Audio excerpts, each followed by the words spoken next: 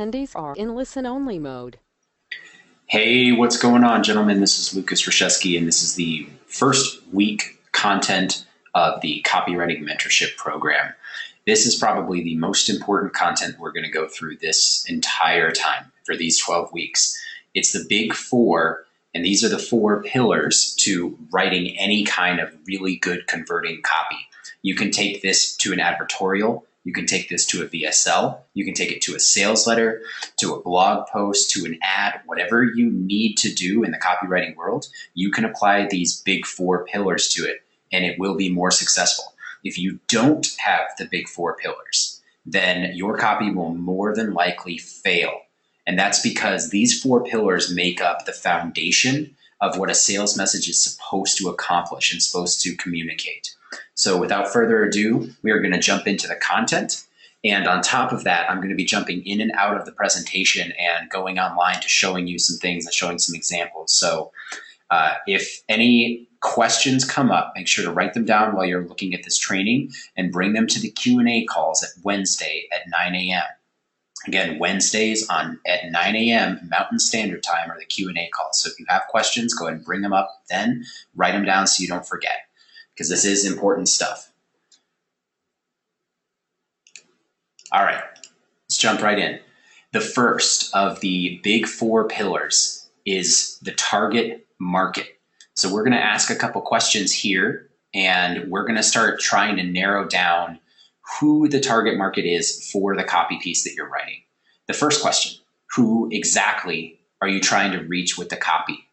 So you're trying to think about the person who would be most likely to buy the product and most likely to have the problem that you're discussing, be looking for the solutions that you're trying to provide, maybe even have the desire or identity problems that certain markets have.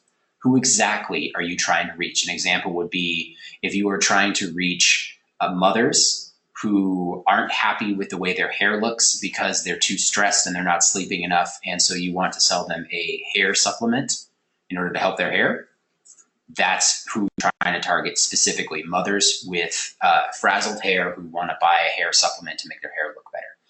Another example, if you're trying to get to men who have ED, you need to look specifically at the type of demographics and psychographics of who you're targeting and why they want to cure that and what the biggest problems are. Who exactly are you trying to reach? Get very, very specific. The more specific you can be, the more effective your copy is going to be. Like answering questions, what do they look like? What do they do every day? What do they read, watch, and listen to every single day? Where do they live? What are their hobbies? All of those questions are very important, and although they might not seem directly related to the copy, they absolutely are. They help you find stories that you can tell to the audience that they're going to relate to. For example, if you're trying to relate to a 55-year-old man, you're not going to make references to today's music. You're going to make references to music that was popular in the 70s and the 80s and the 60s for some of the older ones. So if you know who your target market is, then you can relate to them at a better level, at an easier level, at a more effective level. Because if you don't relate to them or you make some sort of comment or story that they're not going to relate to, they leave your copy immediately. That's what happens with a lot of unsuccessful copy. Again, what do they look like? What do they wear every day? Why do they dress like that? We'll get into why in here in a second, but what do they do every day? Do they wake up? Do they hit an alarm at 6 a.m. and commute to work? Are they in the car for an hour? Do they stay at home with their 3 kids? Do they live on their own somewhere? What do they read? Are they reading Kindles? Are they reading physical books? Are they reading blogs and forums and Reddit and Facebook? What are they reading? What are they watching? Are they on YouTube? Are they on Netflix? Are they on HBO? Do they have cable TV? What are they watching? What are they paying attention to? What are they listening to? Do they listen to the normal radio? Do they listen to NPR? Do they listen to local radio? Do they listen to podcasts? Do they listen to audiobooks? What are they listening to? What are they tuning into? Where do they live? Again, if somebody lives in Florida, but you're trying to sell a parka, it's not going to be a good target market. If somebody lives in Alaska and you're trying to sell a beach towel, same problem. Where do they live? Does it matter? Does it matter to what you're trying to sell where they live? And answer that question. What are their hobbies? What does this particular market like to do? If you're trying to sell something that solves a problem for them, is it in the hobby that you're trying to solve? or is the problem in the hobby that you're trying to solve? Or perhaps you can even link to the hobby. Maybe you're marketing to survivalists and you are trying to sell them a survival tool, but you know that most survivalists have hobbies that involve guns. Most survivalists have hobbies that involve canning or homesteading, things like that. Finding out who this person is incredibly, incredibly important. And then something that I do personally as a copywriter that I don't see a lot of copywriters doing is you start asking why on each one of these questions. Why are you trying to reach them? Why do they do what they do? Why do they read, listen, and watch what they do? Why do they live where they live? And so on and so on. If you're asking yourself why they do those things, it starts to get you in their mindset. It starts to get you into where they live every single day in their head. Why are you trying to reach them? Well, because they have a problem. Okay, how do they think about the problem? Why do they think it's a problem? Do they even think it's a problem? Are they looking for solutions or not? Why do they do what they do? Why do they wake up at 6 a.m. and travel into the city? Why do they stay home with their kids? Are they happy about that? Are they not happy about that? The why is extremely important to get you into the prospect's shoes. We're going to talk a little bit more about other ways to get into this target market and do some good research, and then I'll hop out of the presentation and show you some examples. But the most important thing is ask yourself who they are and get really, really detailed. This is like demographic information. And then ask yourself why they are the way they are, and you'll get more detail and better into their shoes to do it. Let's talk about 3 things that you also want to put into your target market research. Their beliefs. What do they believe to be true? What do they disbelieve? What do they love? What do they hate? Who do they trust? And who do they not trust? All of these are deep psychological questions that you have to answer about your target market. And each one of these is extremely powerful. What do they believe to be true? If that's different from what you believe to be true, then find out what they personally think and remove yourself from it. The worst thing you can possibly do as a copywriter is try to put yourself, your ego, into their shoes. What you're really trying to do is get into their shoes and into their head. Throw your ego out the door. So what do they believe to be true? And ask why on every single one of these things. Ask why for greater insight. Why do they believe that to be true? Why do they disbelieve certain things? What is the reason? Why do they love the things that they love? Why do they hate the things that they hate? Why do they trust the people that they trust? And why do they not trust the people they don't trust? This why question is going to help you dig way, way deeper. This is much deeper than a customer avatar where you're picking out some demographics and you're calling her Sally and putting a fake picture that you found on Google Images up there and trying to figure out who you're writing to. This is truly and deeply diving into the person that you are writing the copy to. And if you do this over and over and over again, you're going to start noticing that it's much more effective for you to slip into the role of copywriter no matter what you're writing for. So if your goal is to be a freelancer, asking these why questions is what is going to shift you from just a good copywriter who can follow a template they found on the internet and a great copywriter who actually brings an amazing amount of value to their clients. And if you're a business owner and you're watching this, then you want to jump into the why of your target market as deeply as possible, because that's going to allow you to find the reasons that they're going to purchase your product or purchase your solution or purchase your service. The deeper you can get, the better. Again, beliefs. The second thing is desires. We're going to talk deeper about desires in a minute, but right now, the service level desires. What do they like? What do they dislike? What are their goals? And why? What don't they care about? So if they have certain goals in their life, they might be simple goals, they might be complex goals, they might be big goals, little goals, doesn't matter. What are they? You want to find out what they are. Are they public? Are they private? So are they ones that they brag about, or are they ones that they keep to themselves and want to do on their own? And what don't they care about? If you're trying to tell them a story about something that has zero relevance, for example, if you're trying to sell relationship advice to women, and you start talking about football and scores and numbers and ESPN, the vast majority of your audience is going to be alienated and they're not going to care about it. You might laugh and say that that's crazy, But I actually have multiple people who've tried to sell dating advice to women who start using sports analogies. And I've had the flip side as well, where women were trying to sell dating advice to men, and they patronize them by talking about wrenches and other different things. So you have to know what they care about and what they don't care about and why. Again, ask why on every single one of these things and dig super, super deep. You want to find that subconscious reason that they're doing all of this stuff. Third thing is identification. What do they identify as? And this isn't just straight, gay, male, female, whatever. This is not a LGBTQ question. This is their personal identity. What do they identify as? Are they a conservative? Are they a liberal? Are they a progressive? Are they a Canadian, a United States soldier? What are they? What do they identify as? What is part of their identity? And then, on top of that, what do they identify against? Specifically, what do they stand against? If they're conservative, are they so conservative that they hate all liberals and they post a lot of anti-liberal stuff on their Facebook page? If they're liberal, are they pro Bernie Sanders or are they pro Hillary, or do they not care? What do they stand against is almost more important as what they identify as, because most people define themselves by what they identify against. You'll notice this in a lot of different markets, especially consumer markets. All people do it. They like to position themselves against something before they identify as something. So what do they consider important about their identity versus expendable to their identity? Now I'm going to use another political example, but this is applicable to everything.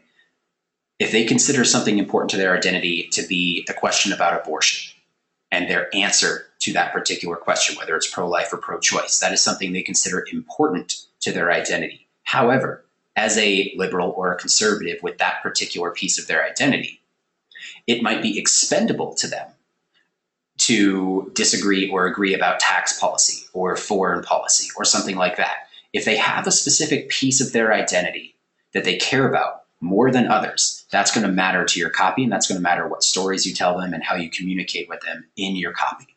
So what do they consider important about their identity versus expendable to their identity? Now, just realize we're actually going through this pretty quick, and I'm going to try to go through it as quick as possible so you don't have to waste time. You can go back through these videos and look at some of these sentences, and I will also share the outline of this PowerPoint so that you'll have everything in a document form and you can look at some of these questions, because every single one of these questions is important to ask yourself when you are trying to nail down your target market. So let's dive back more into identification. Again, expendable versus important. Also, think about what brands they use to identify themselves with or position themselves against. What sort of people, like celebrities or industry specialists or experts or authorities or authors, whatever, the type of people who they would identify with or against, and the type of products that help them create and reinforce their identity. So again, brands and products are slightly different. Like brands, maybe they're a really, really big Nike fan. More than likely, you're going to find some luxury brands, like whether they aspire to it or they must buy it, things like Gucci and all the different luxury brands. Those kinds of things help identify people and help them show the world who they are. But other products, so let's say they're a Ford versus a Chevy driver, or a Dodge versus a Chevy driver. Those types of products help them identify who they are and help them create and reinforce their identity. And there's also ways that they say, I will never buy from Walmart. I will never buy from Target, or I will never buy from Ford. I will never buy from Nike. Things that they can position their identity against for whatever reason. All of these questions are extremely important to understanding your target market. Let's go a little bit deeper into demographics. So demographics, in my opinion as a copywriter, especially nowadays with the age of the internet and search research, they are less important than they used to be back when lists mattered and mailing to specific zip codes or mailing addresses, things like that. But the purpose they do serve is to help you target your best customers and prospects. So it's important to still understand them. If you understand your target market and you're really building this great psychological profile of the person that you're trying to target, it's still important to be able to find them, whether you're using a list on Facebook, you're using a Nextmark email list, whatever you're trying to do to find the people that you're working with your client or on your business. The demographics are how most lists are sorted.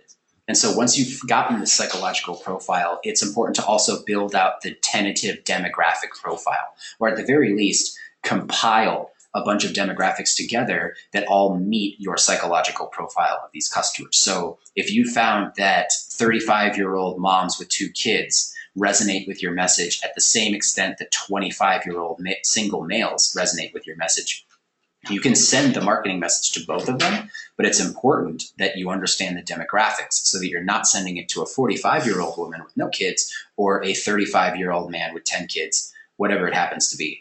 Make sure those demographics are very clear and specific when you're doing this, and keep track of them because they'll change, they'll shift. Your audience might grow older or younger or whatever happens, but it will help you target them in almost every single list that you're going to find out there in the market.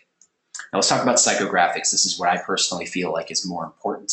So all the questions that we just talked about above will help you create that psychographic profile of your audience. Asking those questions about your specific person will help you build that understanding of who they are.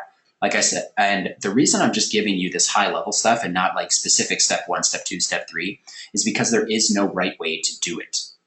The right way to do it is the way that makes sense for you based on how you learn, how you research, and how you write. So if you are a reader like me, I've got anywhere from 20 to 30 books on my desk at any one time and a stack of newspapers. I'm a reader. I like to read. That's how I assimilate information. Some people like to watch video. Some people listen to podcasts. Some people like to talk to people back and forth, either on the phone or out on a stage or whatever. Whatever is your way for gathering this information and then processing it and keeping it together, that's the right way. Because you as a copywriter will use your unique gifts to find out what this psychological profile is for your audience. Now, I can always give you tips and tricks on how I sort stuff or how I research stuff, and that's going to be valuable. We're going to go through that later in the course. But for this bigger stuff, this bigger picture stuff, I want you guys to start creating your own systems rather than relying on others that have been created. The templates that have been created are templates that were useful for the person who created them. They're not necessarily useful for you. They might help jog your memory. They might help get you started somewhere. But at the end of the day, transitioning from a good copywriter or a mediocre copywriter to a great copywriter, you must create your own systems, you must create your own templates, and you must create your own workflow and way of doing things. That's something that I want to help empower you to do in this course. And I'm obviously open to talking about it at all the Q&A calls and in the Facebook group. But start thinking about that now. It's important to start getting that in your head and start distilling what your own personal systems are. So let's go over a couple what-if type situations. So this is something that you're probably going to encounter all the time, either as a freelancer or as a business owner who launches new products. You've got a brand new offer and a brand new product. What happens? So the first thing is you want to research your competitors. We're going to go down these big 4 pillars, and you're going to find out that market sophistication is what your competitors are doing.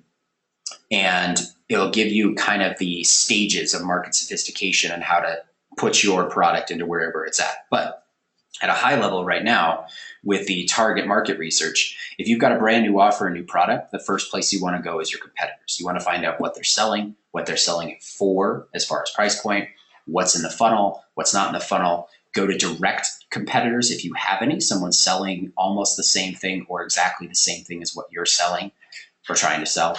And indirect competitors, people who sell to the same market but sell a different type of product or a different type of service or whatever it happens to be. The difference would be if you sell bike tires and somebody else sells bike frames, you're still selling to the same person, but they're selling completely different things, and so you can get a better feel for the market. And the second thing you want to do when you're testing a brand new offer and a brand new product is to do what I call hyper niching. Now, this is taking what niche you think you're in. Maybe you think you're selling to bicycle enthusiasts, and niche that down like crazy. If you're selling to bicycle enthusiasts and you're selling bike parts, then hyper niching is taking bike enthusiasts and only marketing your new offer and product to bike enthusiasts who are between the ages of 20 and 35 in Boulder, Colorado. That's hyper niching. The reason being, you limit your exposure to risk When you do that, if your offer sucks, only a few people are going to see it, and you limit your exposure to brand reputation problems. So if you put an offer out into the world and you spend a lot of money or time or energy putting it out and nobody wants it in crickets, unfortunately in this day and age, a lot of people are going to see it and they will remember it, especially if you keep the same brand name, you keep trying to launch different things. You've probably experienced this when you've seen people in the industry trying to launch things that didn't work, or starting one thing and then all of a sudden teaching another thing, whatever it happens to be. Hyper niching is a way to protect yourself. So there's two ways to do it. You bring it down to a super, super tight audience and you limit your risk by only offering a specific product to that audience. If that doesn't make sense, or if you need more clarification, write down some questions and throw it up on and show up on the Q&A calls. But we're going to go down into a second possible what to do if. What to do if you don't know the market at all. So as a freelancer, you're going to run into this more often than a business owner, because as a business owner, you have the benefit of sitting in the same market and analyzing the same market for a long period of time. Freelancers don't really have that luxury. So if you don't know the market, these are the steps that I would do personally and what I do when I'm writing for clients. The first thing is immersion. You want to get immersed in what your target market is doing every day. If they're in certain Facebook groups, if they're in certain forums, if they surf Reddit every day, find out where those places are just by doing some quick keyword searching and asking some questions after you've done your psychological questioning of the target market. Start looking around, start pretending you are one of those people and immerse yourself in that community. That alone is going to show you some massive insights. And it's also going to dispel a lot of myths that you probably already have about the market, because it's really, really hard for humans in general and copywriters to take themselves out of the equation in the beginning when they haven't immersed themselves. And so you're probably going to have these preconceived notions about all your different markets. And the immersion is the key, where you jump into those markets and you really see, okay, what's going on? If you listen to the same podcast as them, if you watch the same Netflix shows as them, if you watch the same HBO shows as them, if you read the same books that they're reading, frequent the same forums, go on the same Reddit pages, read the same Amazon products and reviews, see what they're buying, see what the competitors are selling, things like that. Immerse yourself in the market and become more knowledgeable about that market every single time you do it. The second way to do it is to interview your target market. And what I mean by this is you can either survey them at a large scale. If you're working with a client and they have an email list or a database of names, there are specific ways that you can survey them and get the right information for you as a copywriter or as a business owner, but also interviewing them, going out on the street, talking with them at the bar, going to a coffee shop, going to a library, asking a few of your friends who you know are in the target market, asking your friends if they know friends who are in the target market, getting on the phone with people. And at the end, what you can do, and what I have done in the past, you can cold call people who are in the market and ask them questions. There's a couple specific tactics you can use for that if you want. One of them is pretend to be a podcast owner, especially if you're talking with anyone who likes celebrity or wants to be important. You can pretend to be a podcast owner and you can ask to interview them for a podcast. You can ask to be interviewing them as a reporter. You can just straight up say, hey, I'm doing research and I would love your opinion, because people love to give their opinions. Interviews are very, very powerful. The key is to do more than 10 if you're doing them in person, and to get more than 100 responses if you're doing surveys or things like that at a larger scale. Because you don't want to take the word of one person. You want to find common trends that more than a dozen or more than 100 people all share.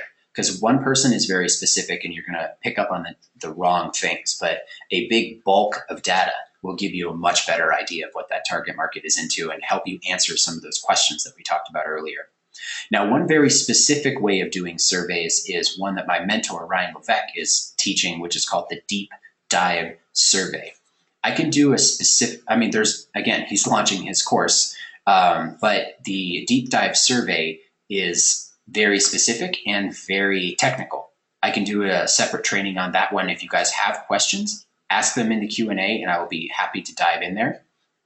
But for now, just know that the deep dive survey is something that you send to either an email list or to a cold traffic landing page, where you're asking them, instead of, hey, what do you want? Or, hey, what do you think about this? The typical survey stuff.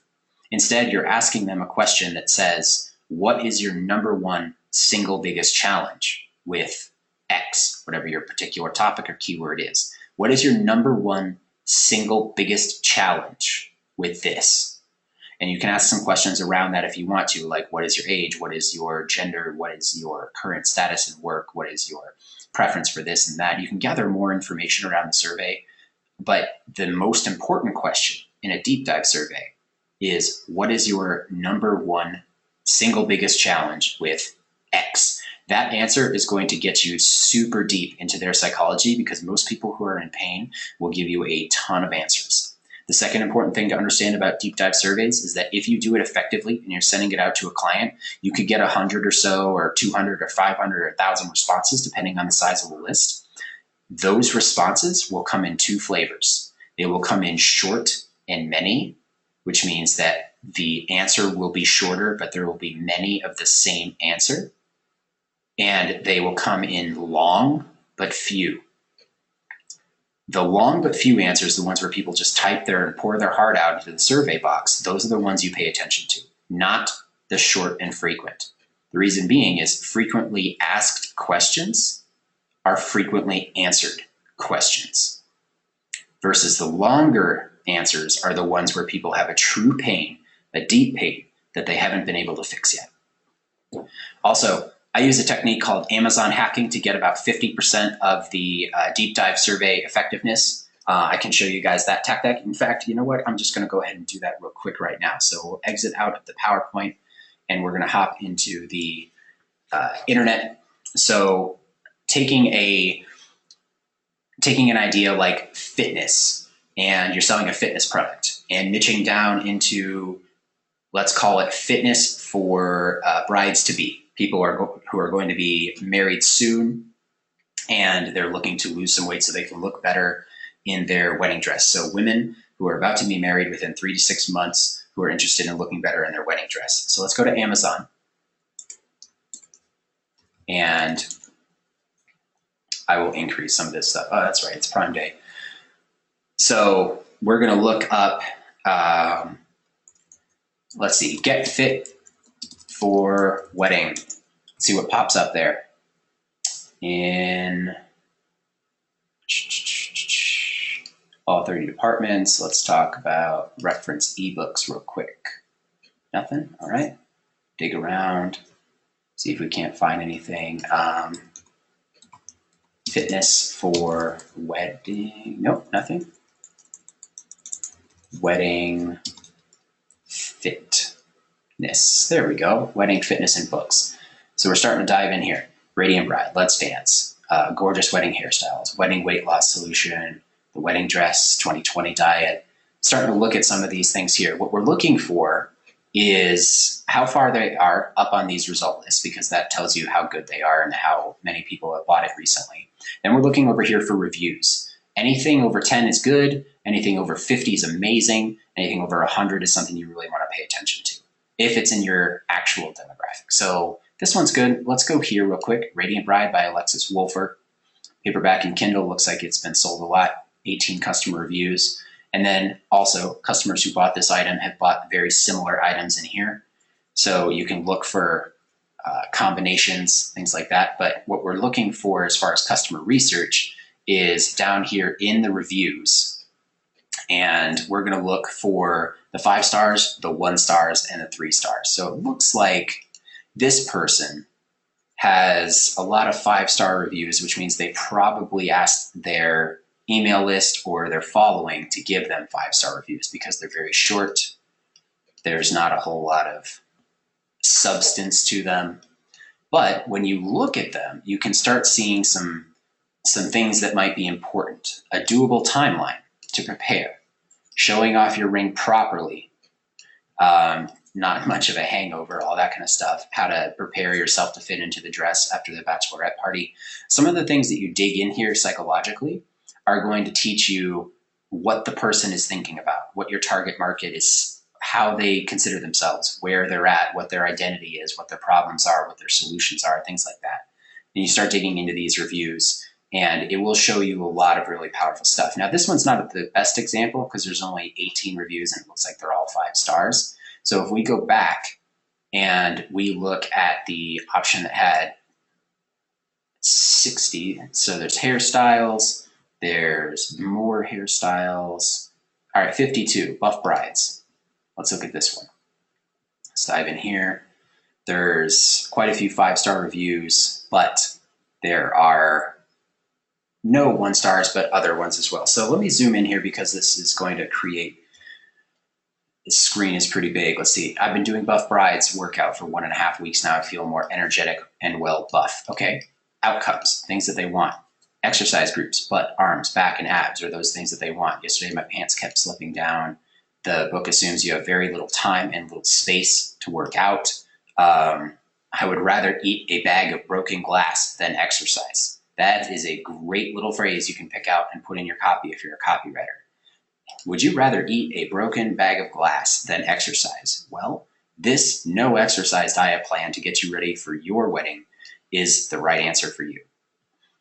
Let's see, type construction of the book is irrelevant, high impact enough to get results, easy enough to keep my interest, things like that. This is the first review, 4 stars.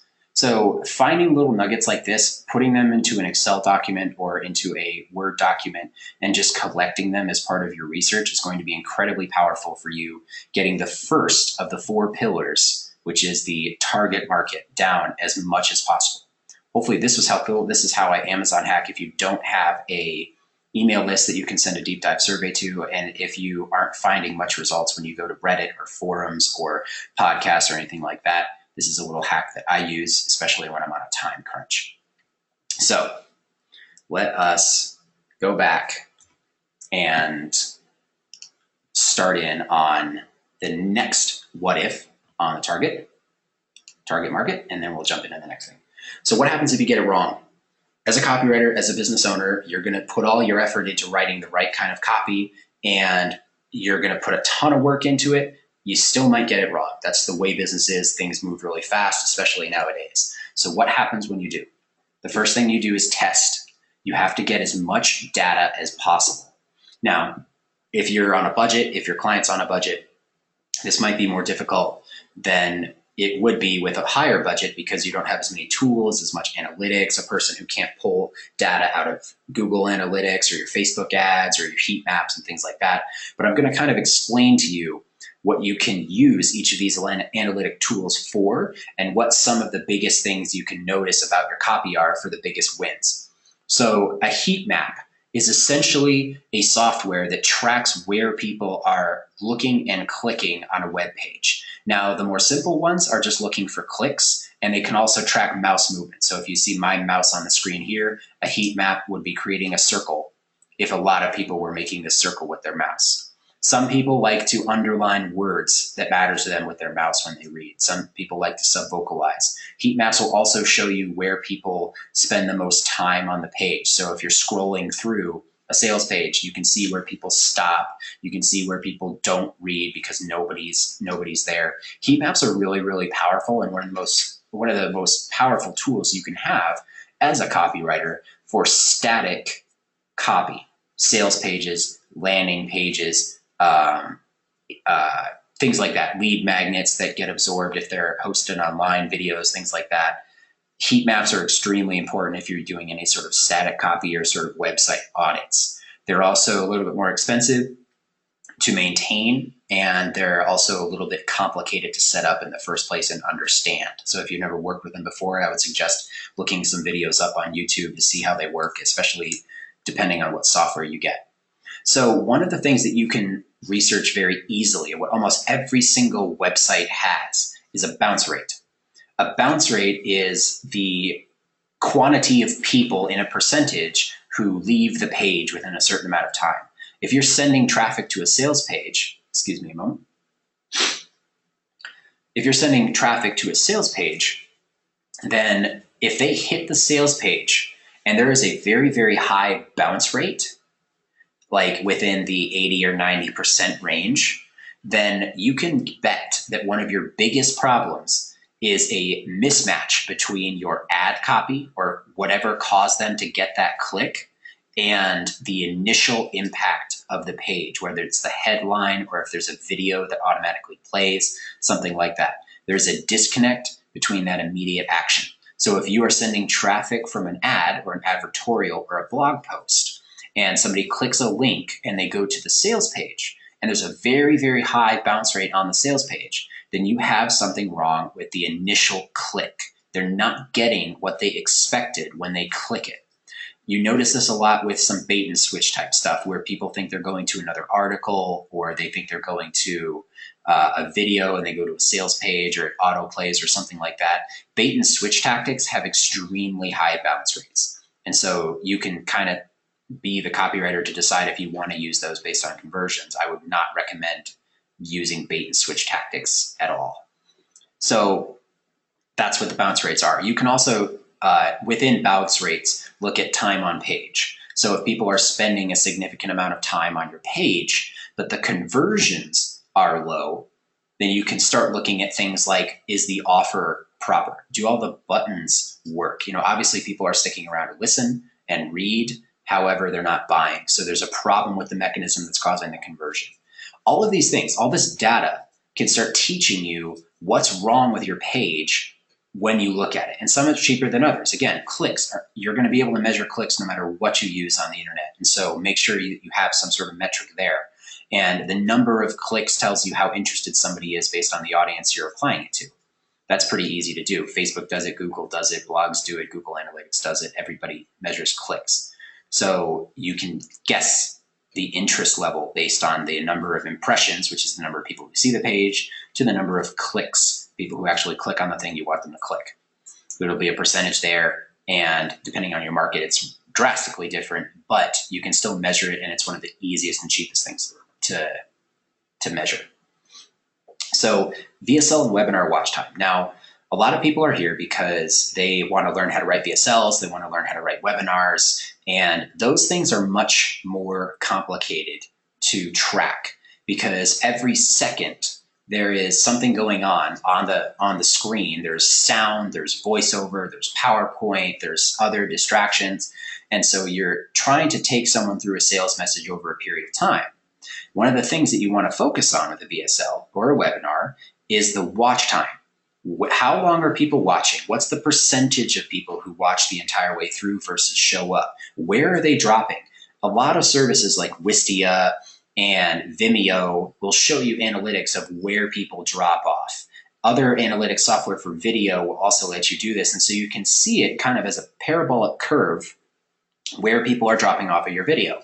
If there's a drastic drop off at one point, you go to that video, or you go to that part of the video and you find out what happened. Like, did you say something that didn't resonate? Did you say something that offended people? What is it? You can narrow in on the problem much easier when you have watch time analytics and drop point analytics. So if you are doing work with a client, or if you're a business owner who has VSLs or webinars and something's not working right, I would start installing this software and start looking where people are dropping off, how many people are dropping off in the first place.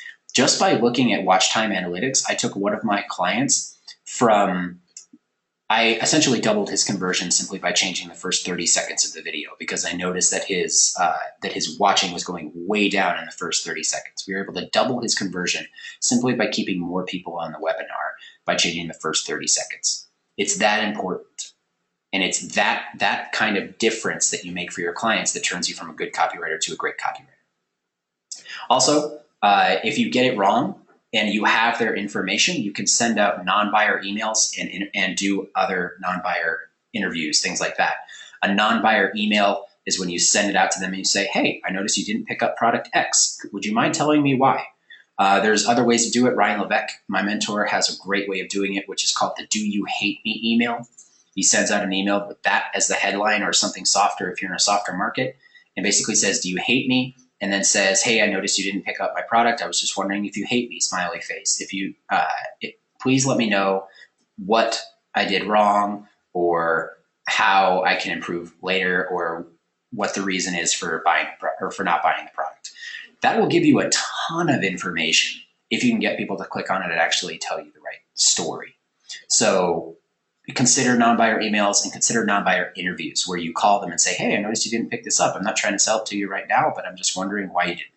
Those interviews will give you a absolute gold mine. And here's why. Nobody who is, unless they're super pissed off for some reason, Somebody who's apathetic or just doesn't want to buy your product is never going to come out and tell you that why they didn't buy your product. They're just going to take their reason and they're going to walk away silent, and you will never hear from them unless you reach out proactively.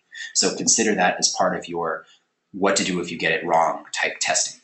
Now that's target market. We're 40 minutes in and we've gone through one of the pillars. If you have questions, write them down, come to the Q&A calls and ask those questions, because if it's specific to your market, if it's specific to a client that you have right now or that you're trying to get, if it's specific to something that you don't get about the training, come to the Q&A calls. That is what they are for. You have to come to those things and ask the questions specific to you, because people learn differently. Staring at a PowerPoint, listening to me talk might not be the way you learn. Maybe you need to knock it around with me on the Q&A calls. So do that, write them down, don't forget them, and keep them with you when we do those Q&A calls on Wednesdays at 9 a.m. Let's go into the second pillar right now. The second pillar of the big four pillars are what I call the primal desires.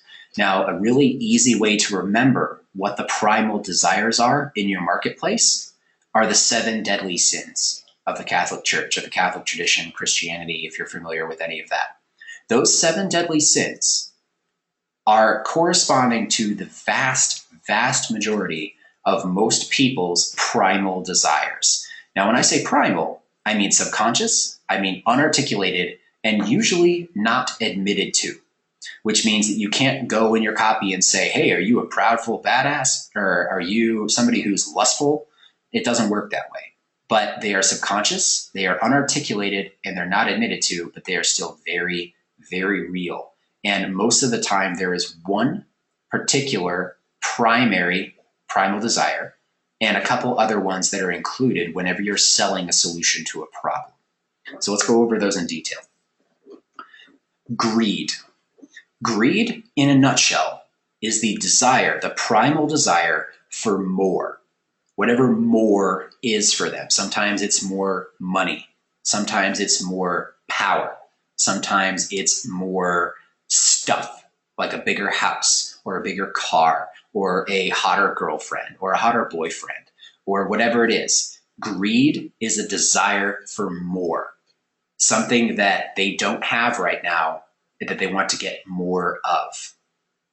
That's something that if you think, okay, I'm in a market where greed is a primary motivator. Let's say you're in Forex. You're selling a Forex product for Forex investing.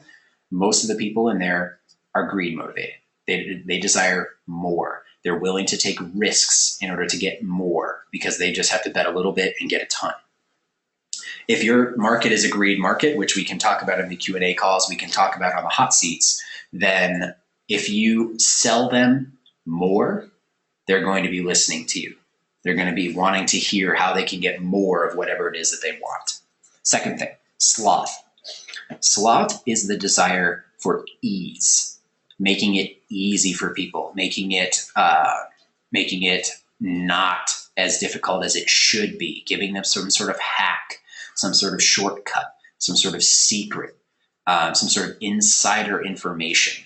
The easier you make it for them, the more you're going to intensify the desire for people who their primary desire is sloth.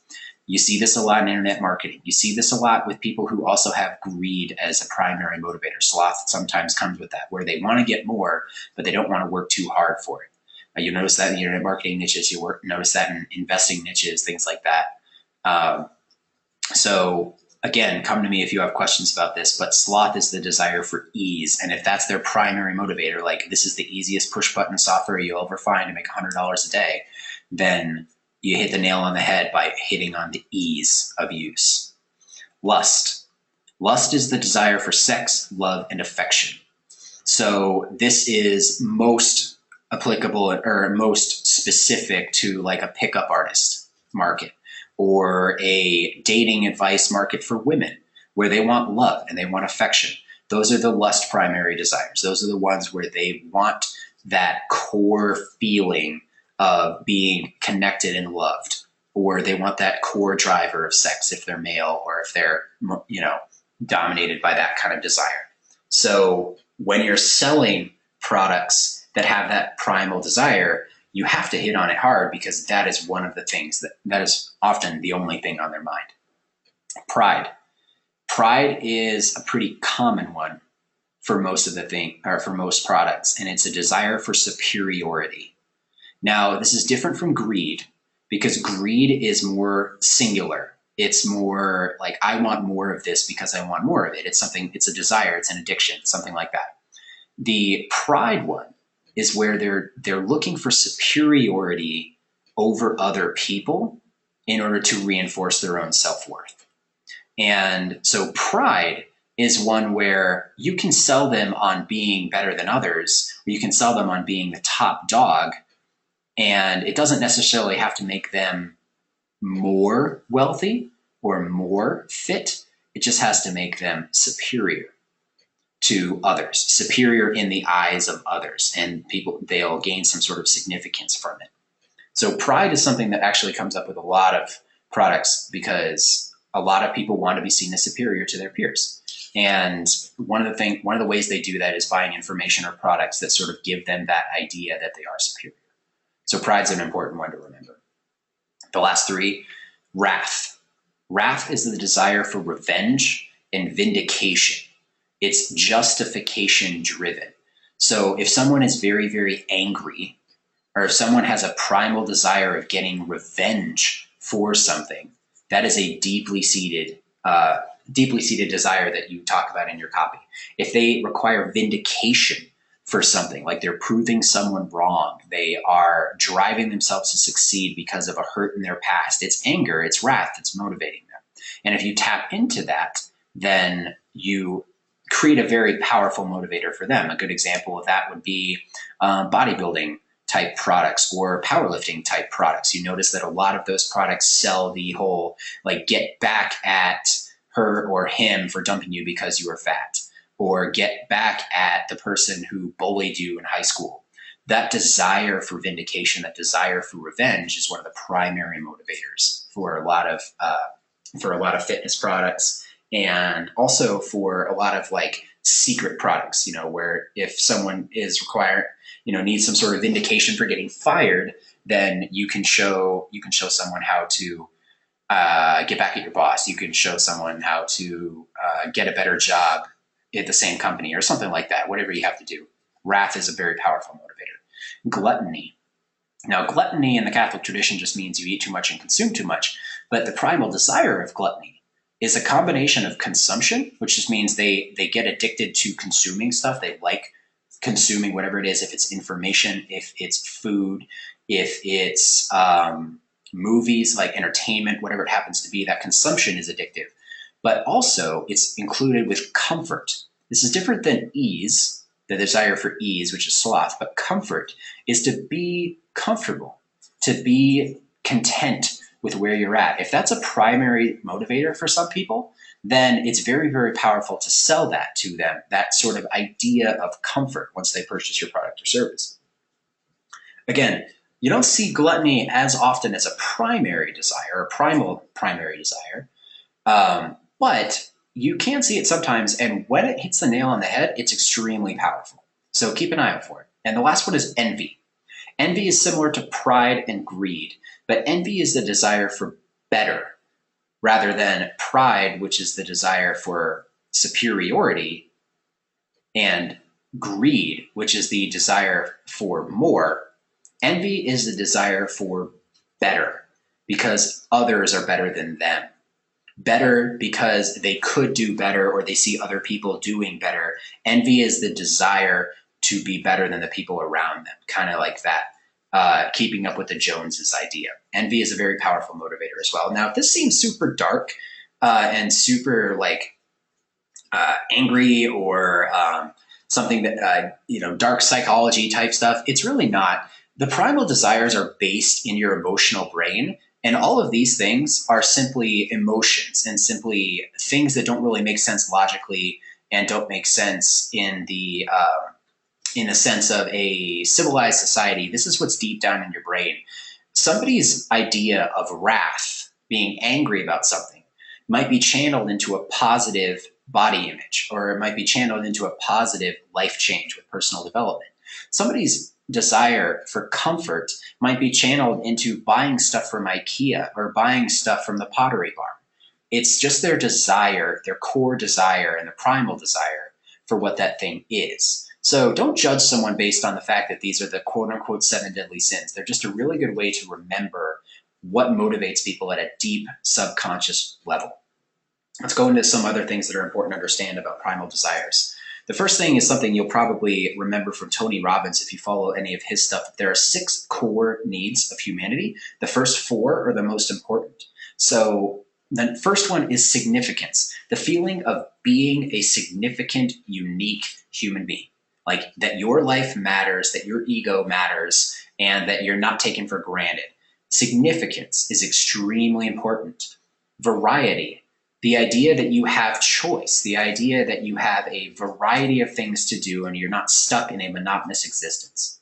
Certainty, certainty meaning that you have some sort of solid foundation. You have something you can go back on that is always going to be the same no matter what. And the fourth one is love and connection.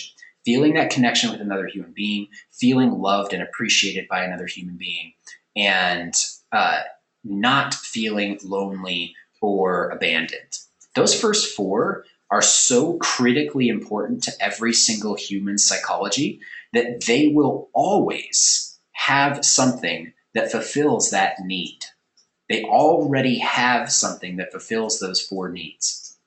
Now, the problem is some people choose to fulfill those needs in the short term and sacrifice those needs in the long term because they don't think about the long term. An example would be someone who wants love and connection staying in an abusive relationship because they feel like that is the only person that they've ever found to be connected to.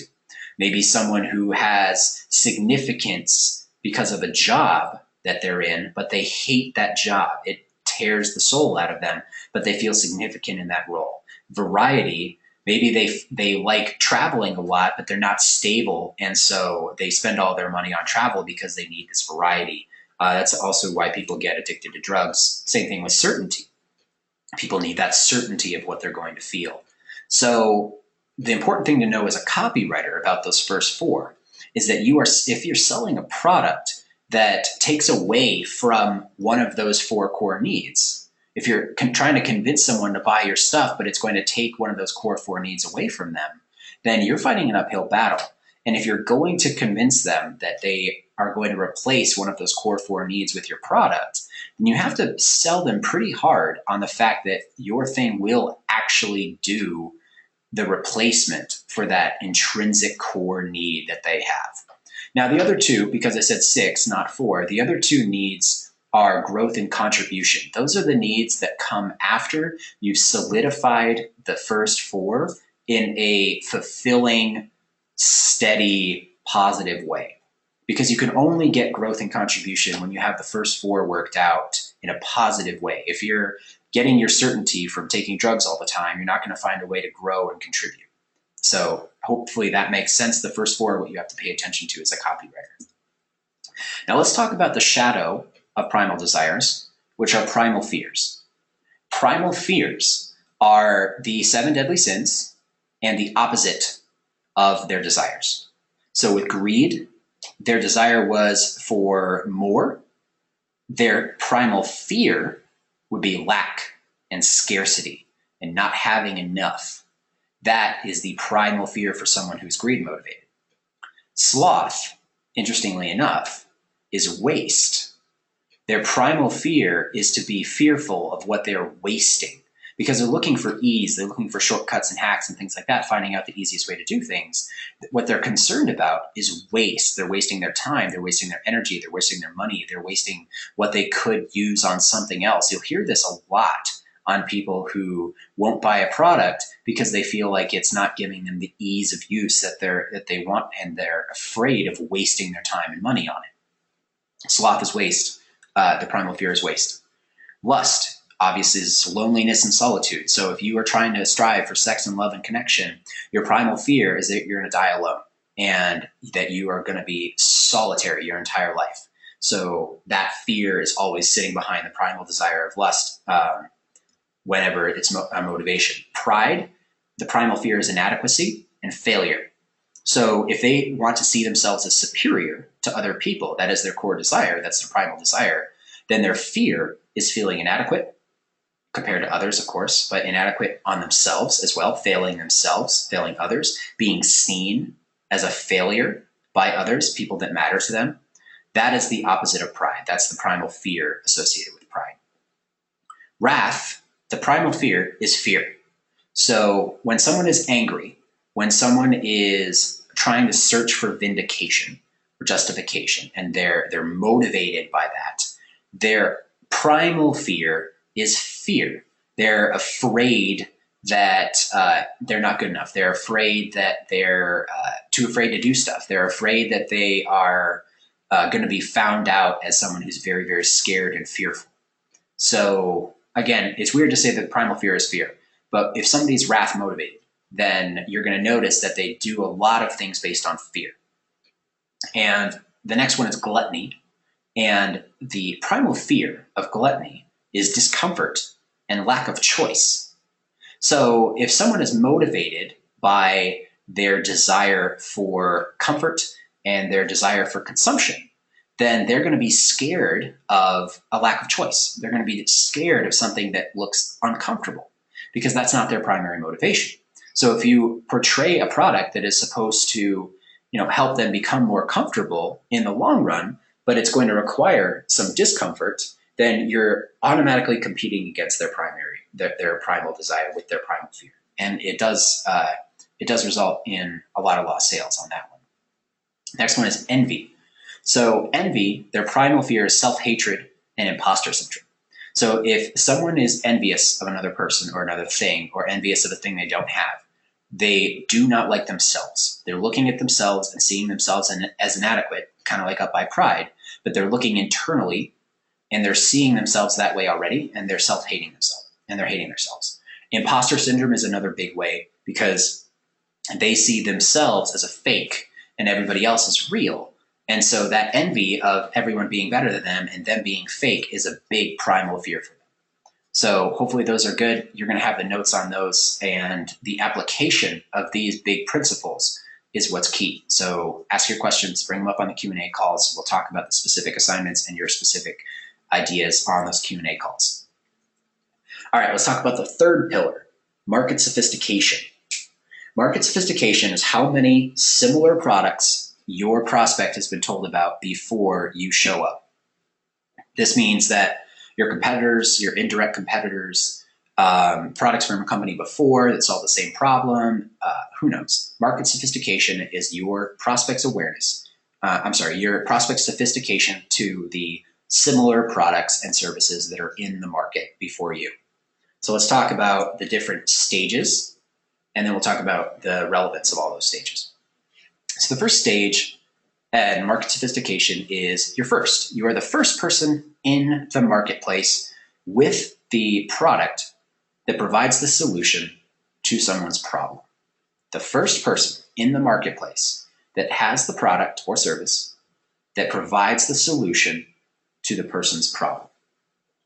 If you're first, your primary objective is to attract their attention and then capture their interest. And that's it. Attract their attention, capture their interest. Those are the only two things you need to do if you are first to market. Because obviously there's noise everywhere. You still have to attract their attention and capture their interest. But once you've done that, the rest is easy because you're first and you've got their interest and you're selling them the only thing that can solve their problem. So there are some ways to hack this, because obviously as a copywriter, you would be salivating if you were the first to market with a product that truly solves a problem that has no other solution yet. It'd be awesome. There are some ways to hack this in markets where you're not technically first. And one of those is to apply a current product to a brand new market. This is what Jay Abraham did. If you don't know Jay Abraham, he's responsible for over $9 billion worth of sales with over 500 different types of companies all across different industries. And he's regarded as one of the most legendary marketing consultants of our time. What he did to earn all of that money was he took a current product, which in his day was the Magalog style direct response concepts of measuring and sales letters and direct mail copy and things like that. He took those ideas out of the direct mail publishing world, which at that time was rather small, and applied them to a bunch of other businesses to attract leads and sales. It doesn't matter what they were. He applied those direct response principles to those businesses and just crushed it for them. He didn't change anything. He grabbed the stuff that other people were working on, like Gene Schwartz and all the Marty Edelson, the people who were in those publishing companies, and he took them and applied them to a different market and absolutely crushed it. That's a way of hacking your way into the first stage. And now, I don't know if he's a billionaire, but he's created several of them. The second way to do it, the second hack that you can use, is to reach the same market that your competitors and indirect competitors are reaching through a new medium, which means a new marketing channel. An example of that right now, currently, would be Snapchat. A lot of people are jumping on the Snapchat bandwagon because you're reaching the same types of markets for your products through a different medium that hasn't been as saturated yet. And it's a different way of delivering the message as well. Whereas a YouTube video, you have to sit there and watch through it and there's ads, a Snapchat is only 10 seconds long and it's individual to a specific person or a brand. So they're reaching the same market through a different new media marketing channel. That's one way to get to the first stage and start attracting people's attention and capturing their interest immediately. Now, the nice thing is Snapchat and other things like it continually come out all the time. The bad thing is sometimes, especially with technology, they don't end up going anywhere, like Blab. I'm sorry if you're a Blab person, but it's not going anywhere. The only people who like Blab are people who sell shit on Blab. That happens with technology everywhere. So be careful about jumping into a new medium, but don't be scared of jumping into a new medium because it can pay off like crazy. All right, next one is discover a new feature of the product that is applicable to the market. So if you're selling a product or a service and everybody's selling it in the exact same way, let's use something like a service like high-ticket coaching. I like to pick on this industry. So the high-ticket coaches who teach coaches how to sell high tickets to coaches are basically teaching each other the same stuff. How to create a high-ticket group coaching program, how to get more strategy sessions, how to do Facebook ads to get more people to your automated webinar to do Facebook ad or to do strategy sessions. If you discover a new feature of what you're training people that is applicable to the market, then you can stand out immediately and get back to the first stage. So an example of that would be if you sell high ticket coaching to coaches, you could say something like, the only way to get high ticket clients from Snapchat, the only way to get high ticket clients from direct mail, the only way to get qualified strategy sessions through cold calling, the only way to get people to watch your automated webinar from live events. Something to that effect. If you find a new feature of the product that's applicable to the market, sell it because they haven't heard it before. That's what most of your competitors aren't doing. They're not trying to find new angles for their own products to fit into the market. They're trying to figure out why their ads aren't converting when everybody else says the same thing they are. That's the first stage. So let's talk a little bit more about it. The first stage of market sophistication is typically at a third or fourth level market awareness. We'll talk about that when we talk about awareness, but keep that in mind. First stage equals third or fourth level awareness, and I'll explain why. So they don't know that a product exists yet to solve their particular problem. They know that a problem exists at the third stage, the third level of market awareness, but they have no solution for it. And they know that they have a desire, like something inside them. They can't really put words to it, but they have sort of this yearning. But they don't know that there's problems associated with that particular desire. An example of the first one, they don't know a product exists, is, gosh, I need to learn how to use Facebook ads for my personal training business. I don't think anybody teaches that. And all of a sudden your ad pops up and goes, actually, I teach that. You're like, okay, great. Now I am more aware, and you're the first person in my awareness for that. And you're at the number one stage of market sophistication. So the next one is they know a problem exists, but there are no solutions. So they know they have a problem. Like, gosh, I'm just not getting enough leads into my personal training business, but I don't know how to get more leads. I have no idea. And your ad pops up and says, hey, do you need leads in your personal training business? I have a program that shows you how to get them from Facebook. And you're like, oh, great. That's the perfect answer to my thing. First stage aware or first stage sophistication right there, because you don't have competitors. At that point, obviously, if they did more market research, they would find more competitors, and your marketing would not be as effective anymore, because somebody would go find a competitor that says, I'll teach you how to get leads for your physical training business on Facebook for only $1. Things like that. People will compete, and we'll talk about the different stages of sophistication as we move on. The third one is they know a desire exists, but not the problems, which means they're not thinking, oh gosh, I need more leads to get into my personal training business. I don't know how to get more leads. They're thinking, I would like to make more money from my personal training business, but I'm not really sure how to do that. And, I'm doing okay right now, but eventually I'm going to have to start earning more money. And when you come in at that market awareness level, you say stuff like, hey, do you want to earn more money as a personal trainer? And be like, yeah. Well, usually the best way to do that is to get more leads. And they're like, that makes sense. But the easiest way to get leads is to do some Facebook ads. And I'll teach you how to do those Facebook ads to get those leads so you can make more money. And the market goes, oh, great. That's perfect. Thank you so much. They were at a 4th level awareness or a 5th level awareness.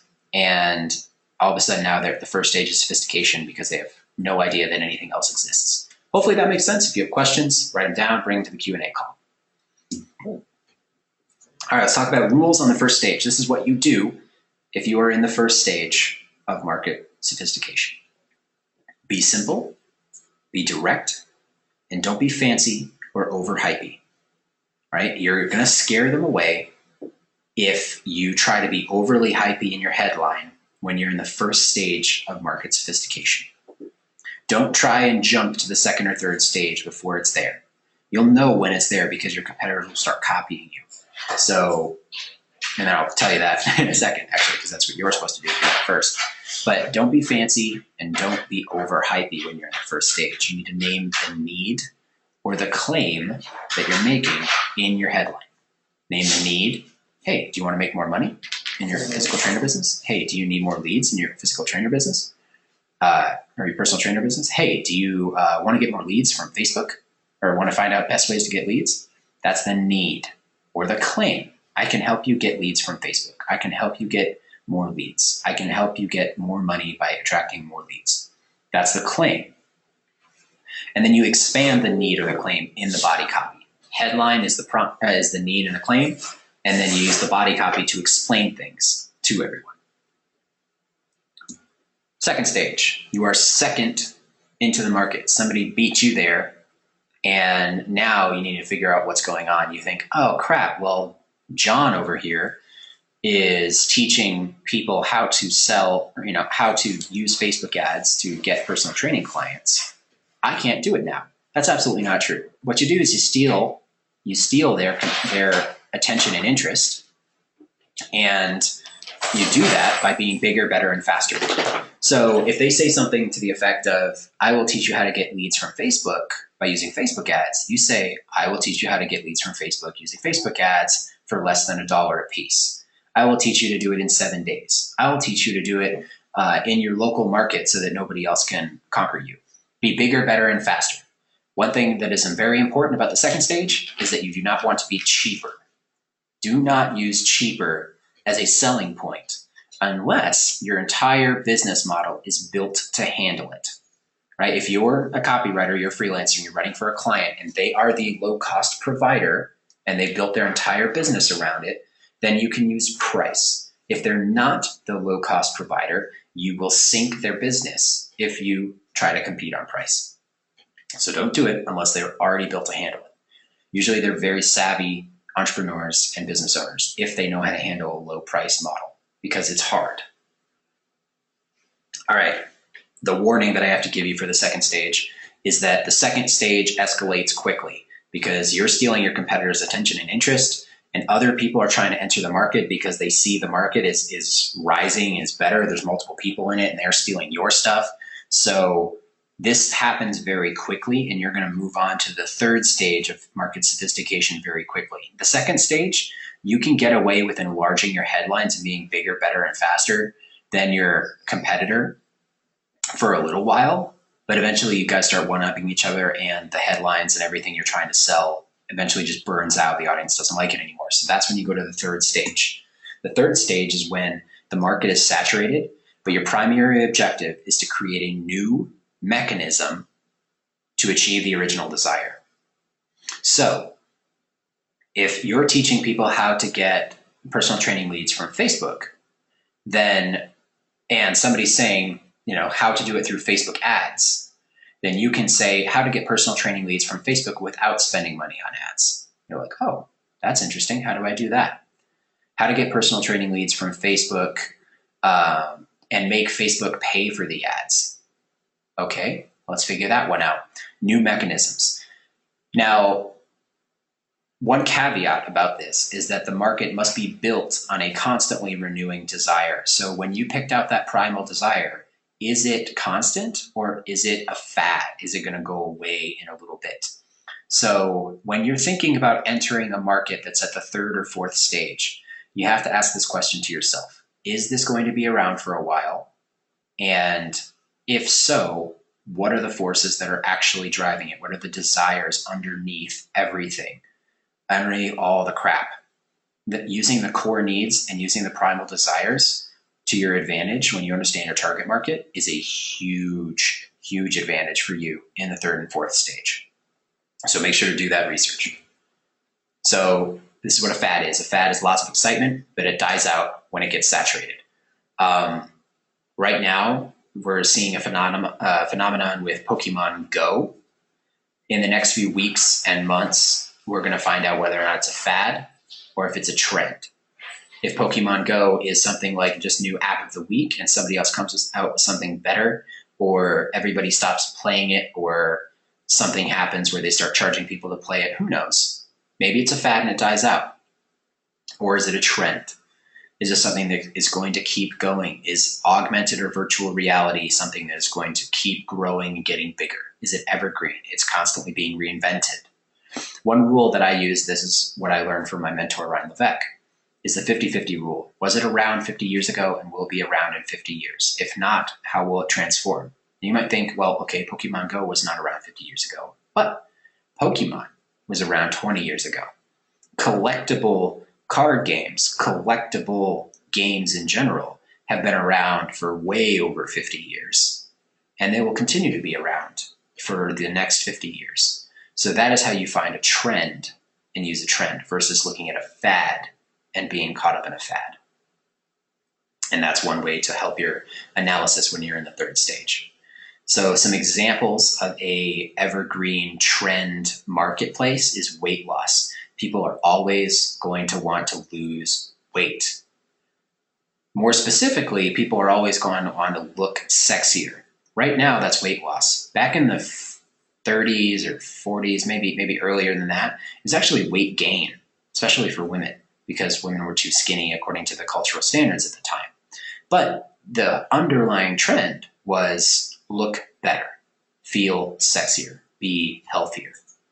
The next one is money. People are always going to want more money or be more secure with the money that they have. So money is a constant. Relationships. Human beings will always value relationships forever. They will always do it. It might change. Some people might start dating robots, but relationships will always be there. They will always need that love and connection.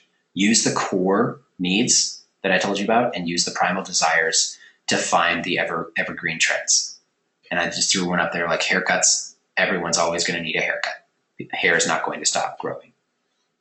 That's an example of evergreen stuff. So here's the rule on the third stage. When you're writing a headline, when you're writing a hook, whatever you're writing for the copy, you start with the mechanism and then you move to the promise. The mechanism is how to get leads from Facebook without paying for Facebook ads. And then you do a promise. I will teach you how to get 7 to 10 leads every single week on autopilot without paying for ads. Pinky promise. That's the rule. 3rd stage, mechanism, then promise. 4th stage, bigger and badder mechanisms. This is the same as the 2nd stage in that you take your competitors' ideas and you make them bigger and badder by enlarging the claims. Again, you start to see the self-defeating cycle here, but when you're in it, you have to do this in order to compete. So there are ways to get out of this rat trap and kind of like control the market. There's better ways to do that. But when you're in the 4th stage and you're actually competing, whether or not you're a freelancer or you're a business, your primary objective is to be the better mousetrap. Your objective is to be the best solution at the time based on your mechanisms and how you accomplish the problem, or how you solve the problem, sorry. So steal their successful headlines, steal their promises, and then enlarge the promise, expand on it, and make it better, make it easier, make it faster, whatever it happens to be. Again, try to avoid cheaper at all costs. People will try. There's really easy ways to go against cheaper. You basically say, well, you either want Walmart quality or you want Lexus quality. What do you want? It's a quality thing. People understand that cheap equals bad. So this is the cycle. 3rd and 4th stage will continue to turn over until one of these 3 things happens. Either the market collapses and the demand disappears or doesn't believe your claims anymore. This is what happens when either the claims have been overdone and people just don't believe them. You start seeing some issues with internet marketing in this stage. And the only thing that keeps the market going is an addictive nature or a really, really bad primal desire that's driving the market, or a constant influx of new people into the market. You start noticing that as well. A market would collapse if the demand disappears, if the supply gets too large. This happened in one of my mentors' businesses in the Scrabble tile market, Scrabble tile jewelry, where he made jewelry out of Scrabble tiles. And it was very specific and handmade. But then a bunch of companies over in China saw that there was money to be made and started mass manufacturing them, and the market entirely died because the supply was too high. The demand disappeared. This also happens when people don't believe the claims anymore. When you say lose 30 pounds in 30 days, people are like, yeah, right. If you say lose 30 pounds in 30 days because this primal diet and look this celebrity did, they're like, you know what? 99 out of 100 people aren't going to believe you, and the one that believes you is the one that believes everything. So that's a market that's collapsing. Big companies can control the market through force. This is what happens when you're in a corporate market, an enterprise market, or someone who has a very big stake in staying the market leader in a particular market, where they're going to force all other competitors and startups out of their marketplace through sheer force, either legal force, using patents or legalities, trademarks, things like that, or monetary force, where they're using their advertising budgets to make it so expensive to advertise that startups and new businesses can't come in. This will happen in very big markets. So there's ways to get around it, which we'll talk about in a second. Actually, this 3rd one here, the market splinters. But know that if you're entering a market where your client is trying to sell something where there's a giant company that's pricing everyone out, then you need to have a talk with your client and say, look, this is a battle you're not going to win unless you're willing to toss $50 million in marketing every year. So the 3rd thing that can happen in this 3rd and 4th stage cycle is that the market splinters into sub-niches and starts over. So let's talk about the weight loss market real quick. When the weight loss market first started, let's say it was sexier to look thinner than the average person typically looks. Therefore, the weight loss demand is there. Once the market has gone through these stages of sophistication, as in the first stage is lose weight, the second stage is lose weight faster, the third stage is lose weight without going hungry, and the 4th stage is lose weight without going hungry faster. Once the market has gone through those 4 stages, it has 2 choices. It can either expand into the 5th stage, which we're going to talk about in a later training, in a later content, because it's its own separate training. It can expand into the 5th stage, or it can splinter into a sub-niche and start over. So the weight loss market went through all 4 stages: lose weight without being hungry faster. And then all of a sudden it started over at stage 1 when someone went, women, here's how to lose weight. Women, here's how to lose weight faster. Women, here's how to lose weight without losing your curves. Here's how to lose weight without using your curves faster. And the market goes on and on. Women in North Dakota, women under the age of 25, women over the age of 45, brides to be, all those different types of sub niches. You can start to think of them on your own. The market will splinter and splinter and splinter into these sub niches. It is possible to go too deep into a sub niche. If you're trying to market to only model airplane owners in Montana, you're probably not going to have an 8-figure business. Now, if you're trying to market to only oil rig owners in Montana, you're probably going to have an 8 or 9-figure business. So it all depends on the market. But do keep in mind, it is possible to niche too much. And if you're a copywriter, or you're working with clients, or if you're a business working on your own stuff, then be careful of niching too far when you're trying to achieve scale and profitability. Let's talk about this stage. We'll talk for later. And the last one. So we're an hour and 20 minutes in right now. I'm going to go through market awareness again, go through this training multiple times. I'm going to try to put timestamps down where the individual pillars start so you can go back and forth. And the notes will be in here so you'll be able to review everything and ask questions on the question and answer, right? Write them down, bring them to the Q&A, and we'll get them answered for you, because this is stuff that you must get in order to complete the course that you're doing right now with me. And also if you want to write good copy that converts, because I could literally teach you just this, and you can go out and write copy, better copy than 98% of most people who call themselves copywriters. So this is that important to understand. Everything else is mechanics and tactics. This stuff that I'm teaching you right now is so important that you could scribble a note on a napkin and hand it to your prospect. And if you use these 4 things, they would probably buy your stuff. That's how important it is. So let's talk about market awareness. The prospect's personal awareness of their problem and the solutions available. Their awareness of their problem and the solutions available. So when you're writing an advertisement, the reason I wrote this down, because it is very important. This is a quote from Eugene Schwartz, who wrote Breakthrough Advertising and was one of the greatest copywriters who ever lived. Your ad always begins with your market and leads the market inevitably into your product. So with this last pillar, I want to remind you that the understanding of your market, where they are, how aware they are, what they're experiencing in their sophistication level, the market sophistication level, what their primal desires, primal fears, and core needs are, and who they are and why they are the way they are, is so important to your ad that I can't emphasize it enough. So I'll stop beating a dead horse. Let's talk about the first level of market awareness, level 1, the most aware, and also what I call product aware.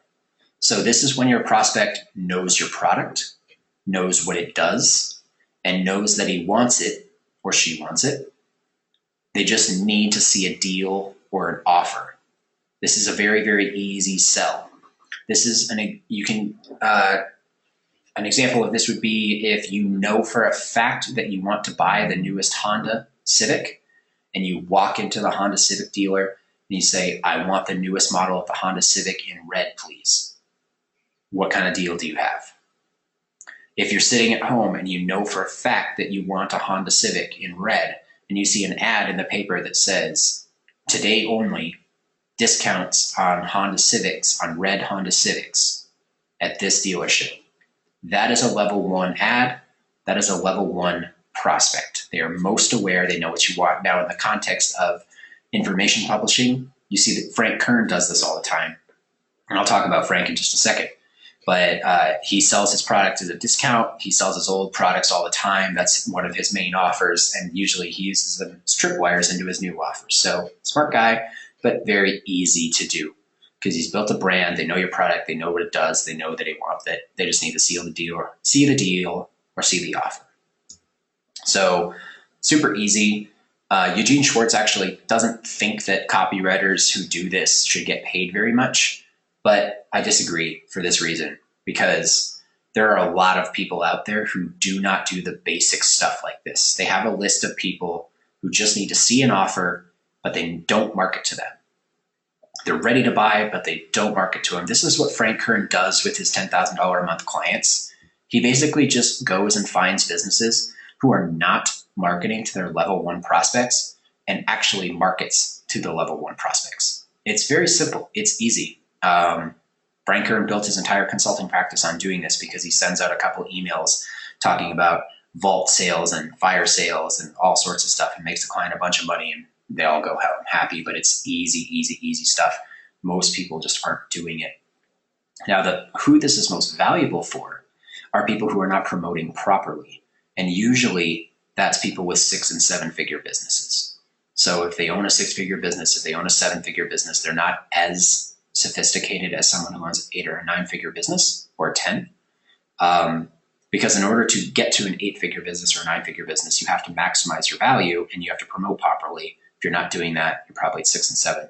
So if you want clients who are at that level, or if you want to work with businesses that are at that level, remember this. This is key. Knock on wood, right? Level 2. Level 2 is when your prospect is solution aware. They understand that there is a solution to their problem. They know of the product, but they don't want it yet. They're not completely aware of what the product does. They're not convinced on how well it does it, or they haven't been told how much better it is than the other options. There's a reason. They're sitting on the fence, or they are not buying for a specific reason. But if you answer that reason and answer that objection, then they will buy because they know there's a solution. That's level 2. Level 2 is also pretty easy. You just have to find out what those objections are.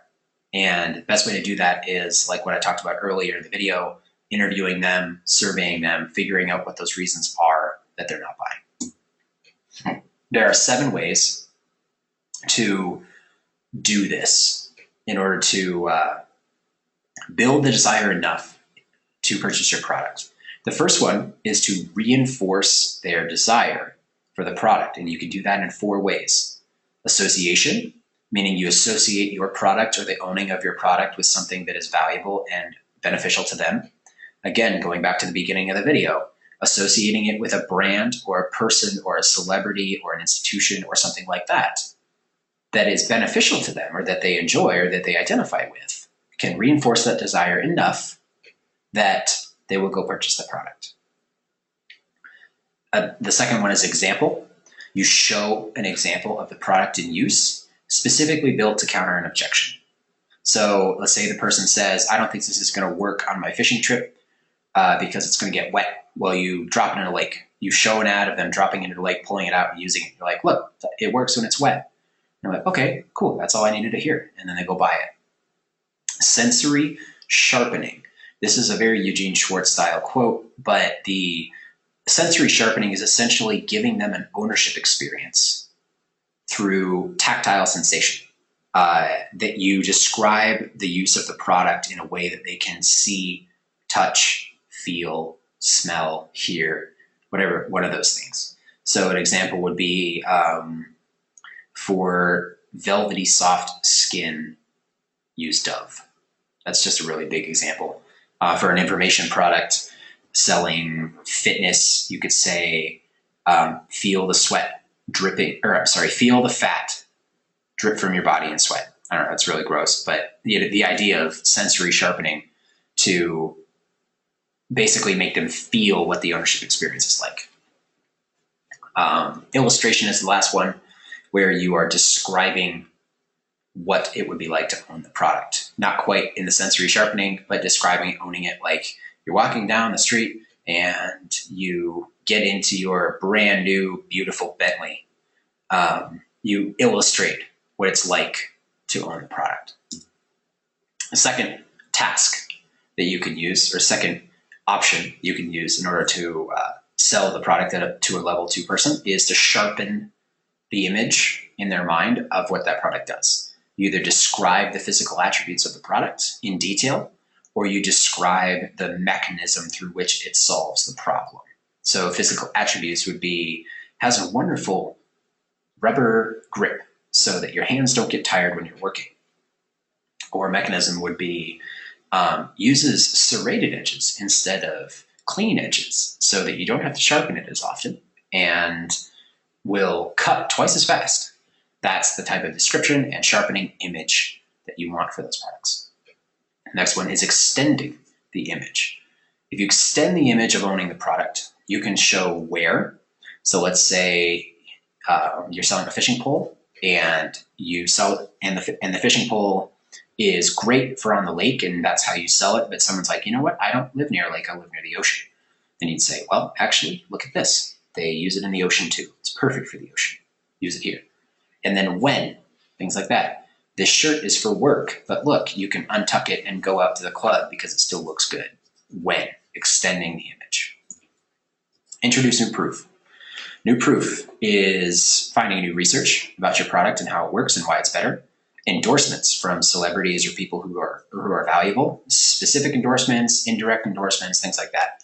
I had one woman who I coached to build her internet marketing and like publishing side of things, but she was originally a handbag salesperson, and she sold a ton of handbags simply because Reese Witherspoon used her handbag in the movie Legally Blonde and crushed it. Didn't get a direct endorsement from Reese Witherspoon until later, but when she saw that and took the picture of it from the paparazzi, used it in all of her advertising and crushed it because celebrity sells a lot of stuff. Endorsements are good. And news. If your stuff comes out in the news or if something relevant comes out in the news, you can use that as new proof and new ads. It's always look for new proof. People always need more proof. You can never have too much. 7.